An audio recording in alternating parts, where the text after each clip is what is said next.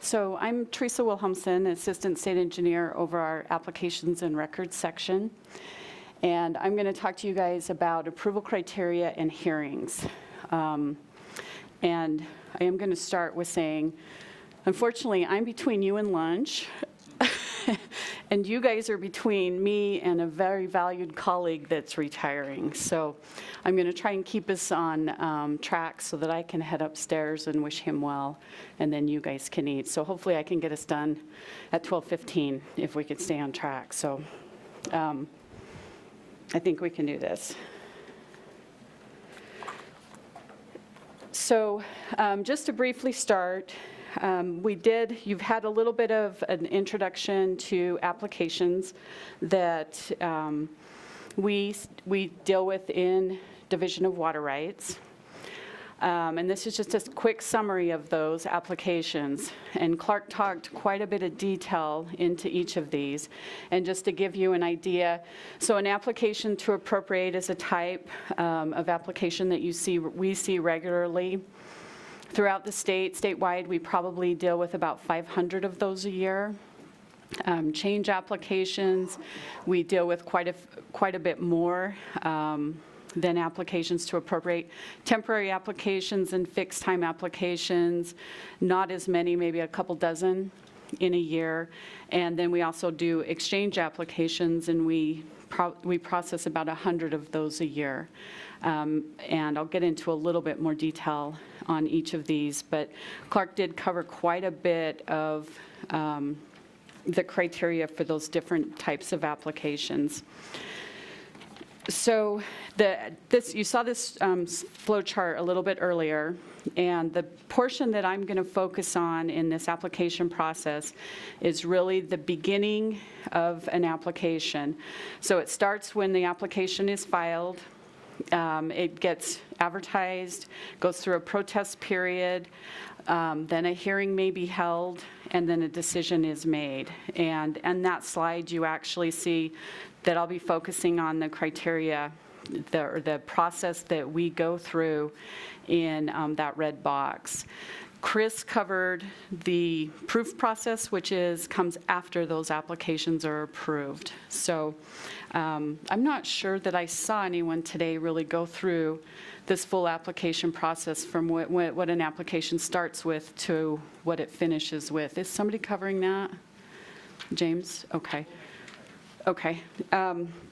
So as part of the application process, there are approval criteria that govern what we look at for applications. And there are two main portions of Utah code. There's 7333 that deals with change applications.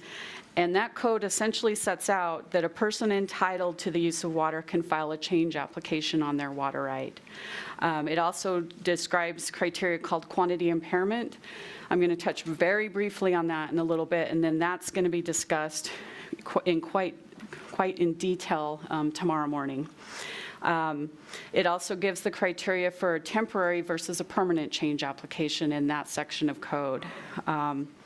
It also says that water users can consult with the state engineer prior to filing a change application to get some information. If you're not quite sure what's going to work, you can definitely have that consultation. And Clark spent quite a bit of time talking about that a little bit earlier today.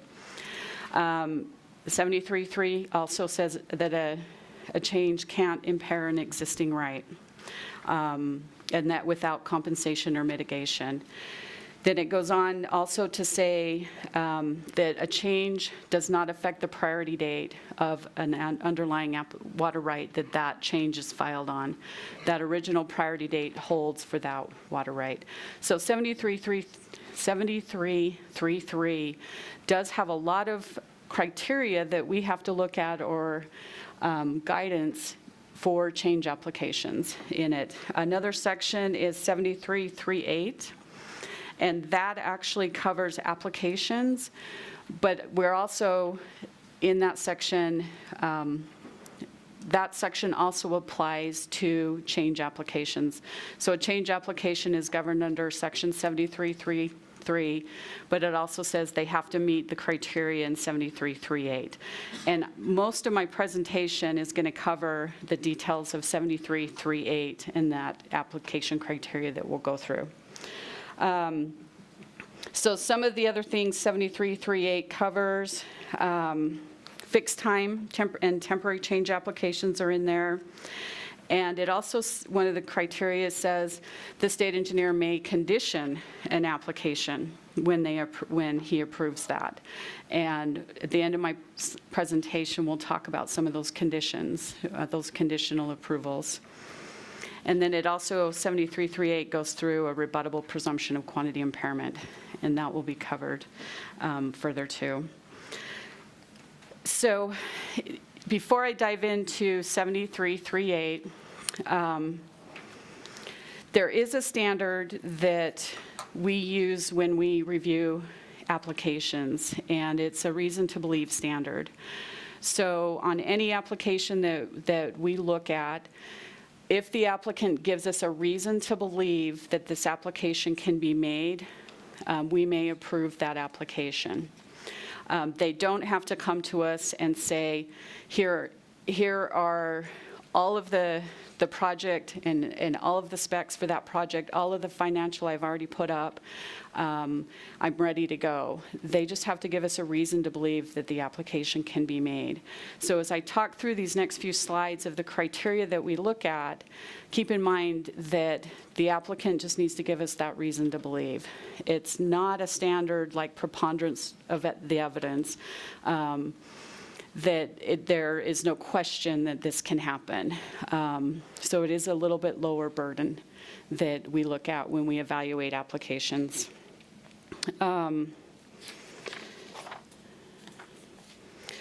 So the first criteria in 7338 that applies to an application to appropriate, we have to determine when that application to appropriate, we look at, is there unappropriated water in that source that they're applying for? If there's no unappropriated water, we would have to reject the application. But if there's unappropriated water, we could approve that application. And this does apply, it's specific for applications to appropriate. So that's one of the criteria. Your handouts may have a deleted slide that I'm going to skip over. Actually, we didn't delete it. Yes, we did. Okay, so when we talk about unappropriated water, there are only certain areas within the state that are available to applications to appropriate. Most of those are in the eastern portion of the state, the vernal area, and then also out in the West Desert. So this map, several people have used this map through their presentations, and it's also available on our website. If you're working in this area, this will give you a good idea if you can do an application to appropriate. Anywhere else, those pink areas or salmon color, whatever that color is, those are closed. And so in those areas, you will see change applications being filed. And I'm not too sure, where do most of you work in like the Salt Lake area for your water rights? Raise your hands if you do. Most of you do. Just a few of you. What about Davis or Weber County or Tooele counties? Just one of you? The rest of you, severe river drainage? No, what are some of the areas? Box Elder? Wasatch? Logan Price? Okay, so we do have a very good mix of folks that are some of these other areas. So it's good to know. So maybe I can focus just a little bit on some of your areas. Quick question. So wait for, sorry. I know, it's. There is unappropriated water in Utah available? Limited amounts. Limited amount. Yeah. And I'll talk about site-specific criteria that we look at a little bit later. Okay. So the second criteria that we look at is there a reason to believe that this application for this proposed use will not impair an existing right or interfere with a more beneficial use? That's another standard that we look at, because we have to make sure that a junior right or a junior project does not impair the more senior rights in the basins. So when we also talk about that section of code, temporary change applications, there are the two types. Clark covered these: a permanent change application and a temporary change application. Temporary change applications are much simpler than permanent. There's one criteria that we look at, and that's impairment under temporaries. If we have reason to believe that a temporary will not impair existing rights, we approve it. If we think it's going to impair, we will deny it. And you should do a permanent change process if we do think that there's impairment, because we could look through or study that element of the situation in much more detail, receive public comment, hold a hearing. But in temporaries, they're very simple. It's either a yes or a no.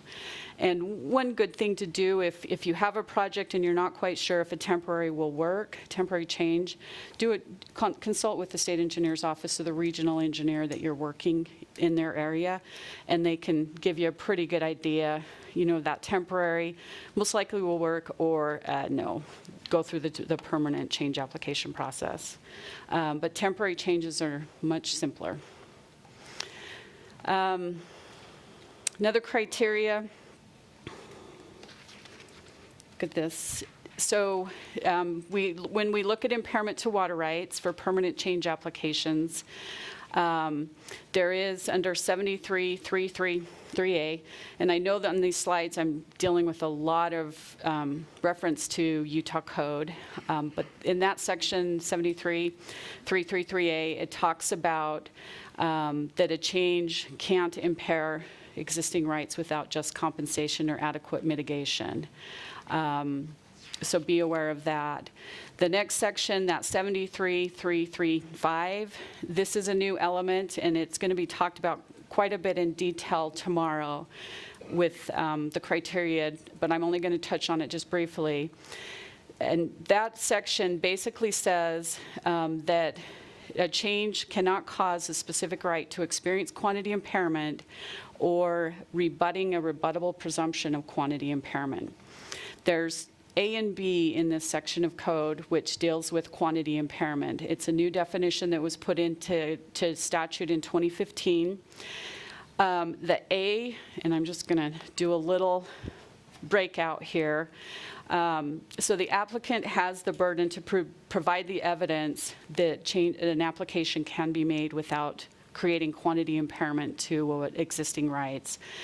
In A, you have the one leg of quantity impairment, and we've always done that. We've always looked at impairment to existing rights. It's termed now quantity impairment, but we've always looked at that under that. I'm going to switch back to that slide, that section A at the very bottom there. The new element that is introduced and will be discussed in detail is a rebuttable presumption of quantity impairment that relates to non-use of a water right. So there's two kind of legs to this impairment or quantity impairment, but it is the applicant's burden in either case to overcome that, to demonstrate that what they're proposing to do will not create an impairment to an existing right.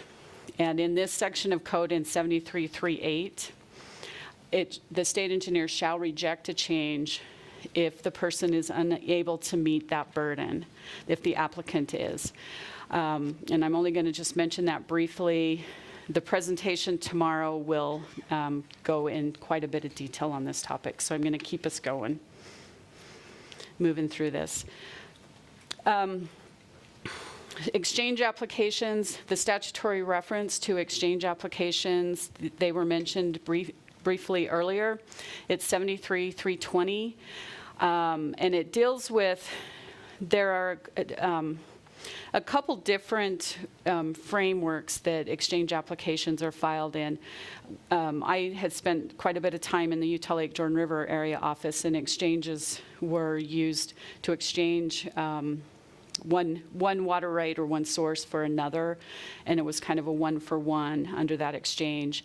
There is also in the Weber office, a lot of these exchanges are accomplished by contract with Weber Basin Water Conservancy District, where they will obtain a contract from Weber Basin Water Conservancy to drill a well for a home or a cabin. And this section of code, the 73-320, covers those types of applications, the exchange applications. So moving on in the criteria that we look at under 73-38, we have to see that there's reason to believe that the proposed plan is physically and economically feasible, and it's not detrimental to the public welfare.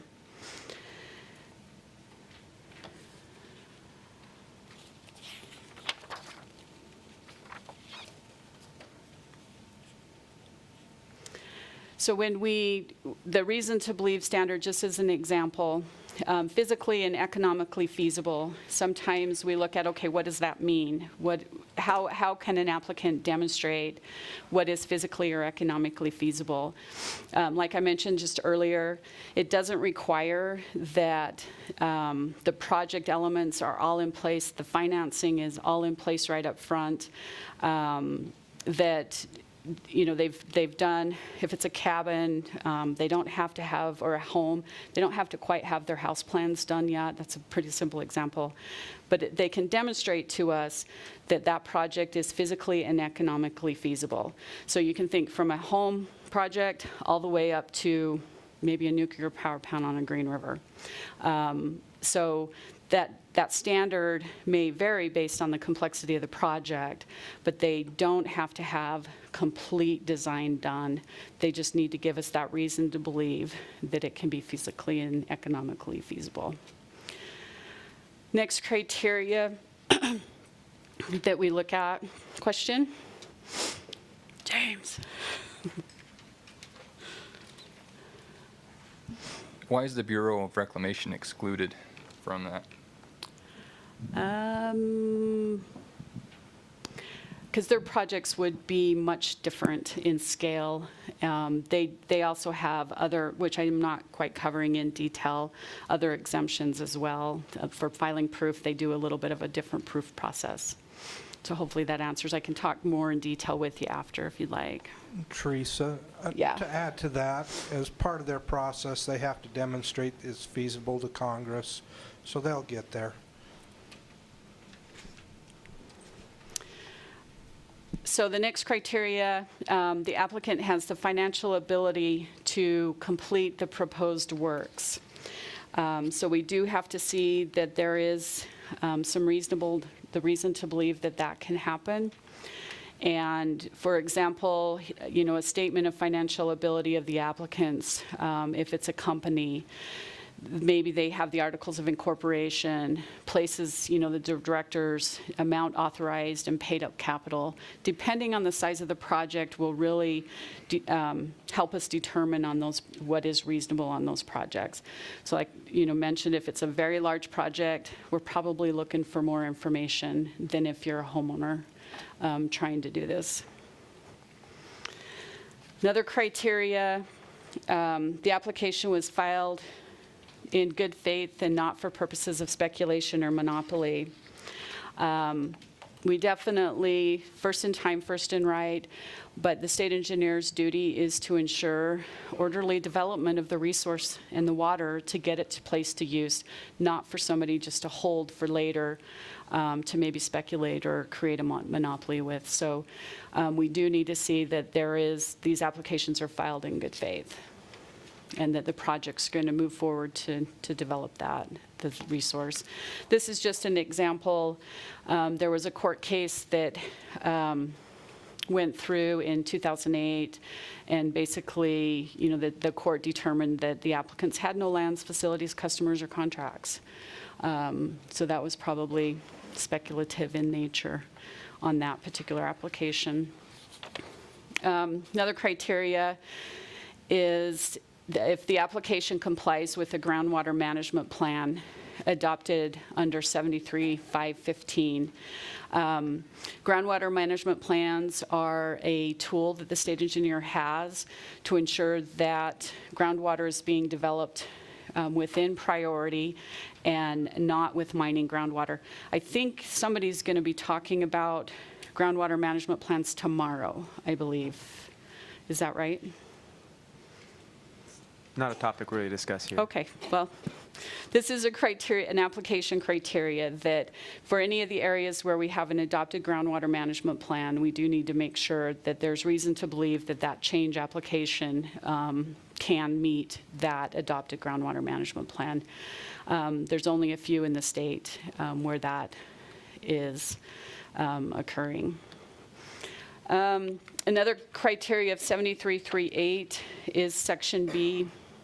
It does talk about that we need to make sure that if the state engineer has reason to believe that the application will interfere with a water's more beneficial use, we can withhold or hold that decision. And so that sometimes when applications aren't clear, and an application is delayed through the process, it could be that we are trying to just get a better idea of how the impacts that this application may have.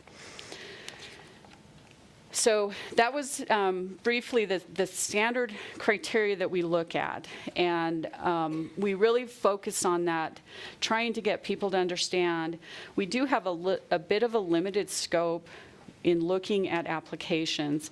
A lot of times we have applicants or protestants that come and they essentially just don't like the person, or they don't want them to be their neighbor. That's really not a criteria that we can look at. We are governed by Utah code, and those two sections, 7333 and 7338, are the main criteria that help us make these decisions. So in the process, once you file an application, you've gone through the advertising, the application has been protested or not protested, we may have hold an administrative hearing. And I'm actually the hearing officer for our division. So with this process, this is kind of where you see the hearing comes into play. After the advertising and the protest period, we may have that hearing. And the whole purpose of the hearing is to try and gather additional information or data, because maybe we as the state engineer are not quite seeing that this application that there's a reason to believe it can be approved. Something may be missing that will help us make that determination. Or a protestant has concerns.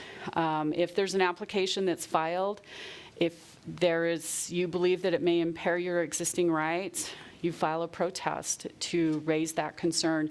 It raises it to our attention as well, and then we will schedule a hearing with the applicant and any protestants to come talk about the application that's before us, to see what we need to do with the application or what we can do with the application. It is governed by rule. And it says Utah Code annotated. I would say Utah Administrative Rule R655-6. That actually is the reference to the hearing rules that we have set out that governs how we hold hearings and what we do. So a hearing may be held if a protest requests that, or a timely protest, I will say. And it may be held even if we don't get a protest. And I am going to throw out just a little caveat here. So just because an application is protested does not mean it's going to be rejected. We still go through this process and hold this hearing to determine if we can approve that application under that reason to believe standard. But keep that in mind for maybe tomorrow afternoon, that just because a protest is filed, it doesn't mean an application is going to be rejected. They also are held at our discretion. You know, if we feel that the issues can be overcome because we have sufficient information, we may have a hearing and then just describe that sufficient information in the decision and move forward with that. The hearings are informal. It's an informal proceeding, and attorneys are not required to represent you. If you have an attorney and would like the attorney to be there, they certainly can, but you're not required to have an attorney with you. And one other thing, just to point out, the applicant really does need to participate through this process. Sometimes we get somebody that files an application and they sit fairly silent through this process. It helps us when that application, you know, that applicant participates so that we make sure that we understand their story. Because if we have very active protestants and not a very active applicant, it's hard to not, or to be able to prove that application in some cases, because we do need the applicant to help us overcome some of those hurdles that may be before us. So Utah Administrative Rule, R 655-6, I need to get this fixed. The hearings are open to all parties, can introduce evidence, examine, cross-examine. There are parties, what we consider parties to the adjudicative proceeding. And in those administrative hearings, as I mentioned, a non-party can participate. An applicant could have an attorney represent them, or an engineer, or maybe witnesses that they bring to the hearing, and they can participate as non-parties. But the persons that are parties to the applications really are the applicant and any timely protestants. So if you have a neighbor that files a protest, a timely protest, and he brings you as a witness, but you didn't file a timely protest, you're not a party to that application. So you need to make sure you're filing a timely protest if you want to become a party. Through that, let's see. This is just another slide that talks about the parties to an application. And just remember, parties to the application: applicant, timely protestant, and the state engineer. That's something to make note of and remember. So just to kind of summarize the hearings and also a summary of the criteria that we look at. The purpose of the administrative hearings is to gather additional information. And here's a summary of the criteria that we look at under change applications and applications to appropriate. So a change application can be approved if there's unappropriated water, an application to appropriate unappropriated water in the proposed source, or a change application can be approved if it's not going to impair existing rights, if it's physically and economically feasible, financial ability. So keep in mind this slide that will help you understand that criteria. It's just a summary of all of those previous slides that I discussed with you. So I want to touch just really quickly, switch from hearings to division policy. And the gentleman up front here had a question about specific area policies. If you are working in a certain regional area, you do want to visit our website and make sure you understand any region-specific policies that may be in place for those specific areas.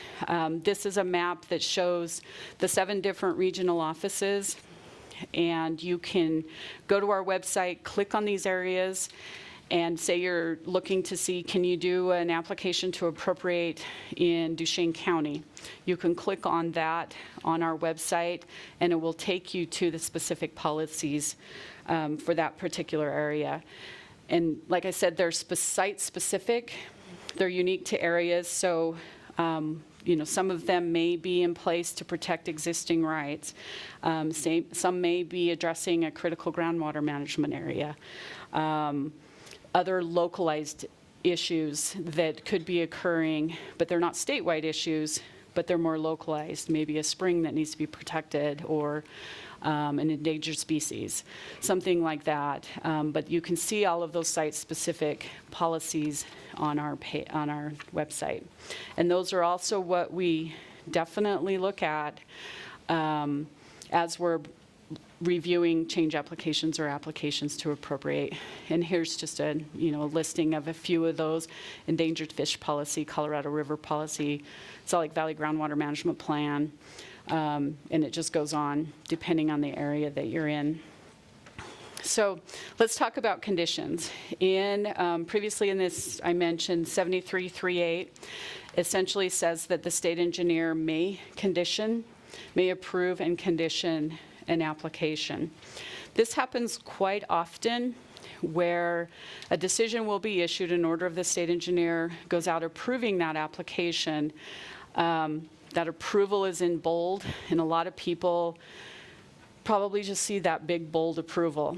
But there may be some little words after it that says with the following conditions, and you really need to pay attention to those conditions.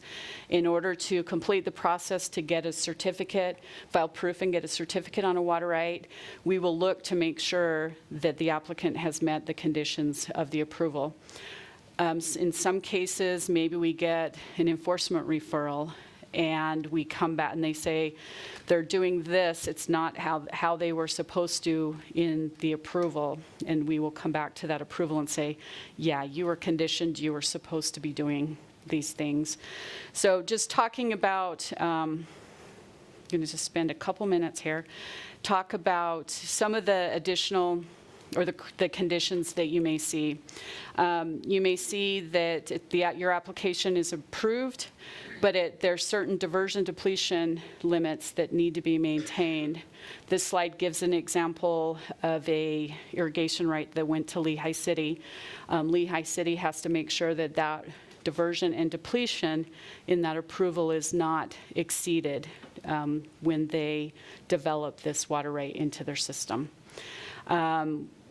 A lot of times, and I would say more times than not, we require meters or measuring and reporting of those diversions. And so if you're a public water supplier, we will approve your change application and tell you that you have to report annually to our water use program.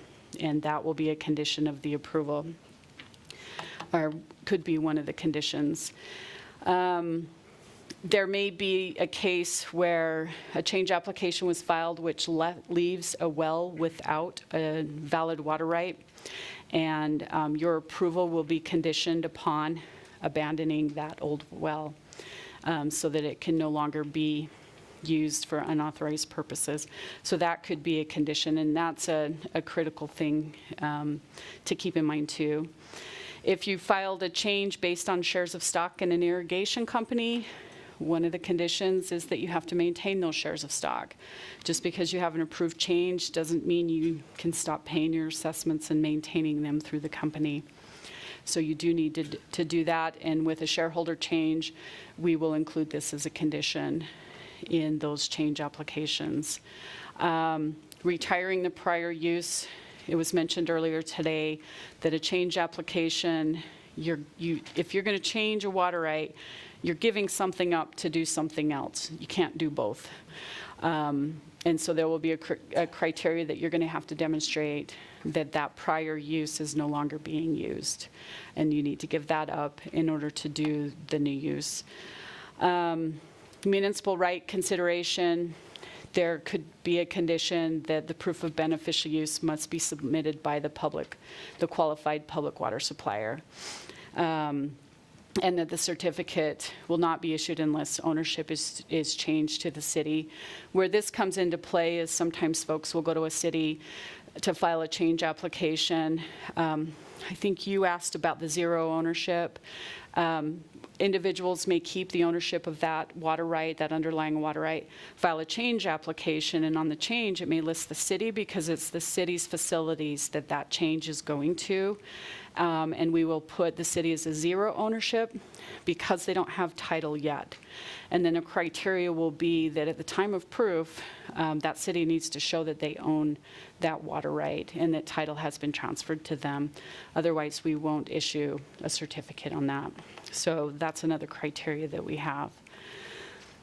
Distribution regulation, sometimes with some of these change applications, they still need to maintain, the river commissioner oversees the distribution of that water, and they still have to participate with annual assessments through that process. It doesn't get them out of that. They still need to participate.